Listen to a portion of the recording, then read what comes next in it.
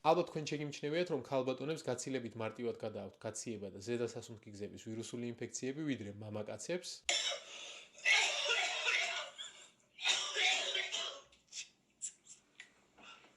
ბევრი ფიქრობს კიდეც, რომ მამაკაცები იმდენად ცუდად არ არიან, როგორც თავს აჩვენებენ, თუმცა ამ ყველაფერს სამედიცინო ახსნა აქვს და დღევანდელ ვიდეოში ამას გაიგებთ. ეს ყველაფერი ჰორმონალურ დონეზე წყდება, მამაკაცებში როგორც იცით არის ტესტოსტერონის შედარებით მაღალი დონე. ტესტოსტერონი ნაწილობრივ მოქმედებს როგორც იმუნოსუპრესანტი, ამცირებს ანთებით რეაქციებს და შეიძლება ვირუსის გამრავლებას ხელი შეუწყოს. მეორეს მხრივ, ქალებში დიდი რაოდენობით წარმოდგენილია ესტროგენი, რომელიც პირიქით იმუნურ უჯრედებს ააქტიურებს და ანტივირუსულ დაცვას აძლიერებს. ამას გარდა ქალებს ზოგადად უფრო ძლიერი ადაპტაციური და თანდაყოლილი იმუნური სისტემა აქვთ. ამის მიზეზი კი გენეტიკურად მარტივად ასახსნელია, ბევრი იმუნიტეტისთვის რელევანტური გენი მოთავსებულია X ქრომოსომაზე, რომელიც ქალების გენოტიპის შემთხვევაში წარმოდგენილია ორმაგად, ვიდრე მამაკაცებში, როგორც იცით, ქალების გენოტიპი შეიცავს XX ქრომოსომას და მამაკაცების XY-ს. ამიტომ შემდეგისთვის, როდესაც ჩათვლით, რომ მამაკაცები უფრო ცუდად აჩვენებენ თავს, ვიდრე სინამდვილეში არიან, გაიხსენეთ, რომ ამ ყველაფერს გენეტიკური საფუძველი აქვს.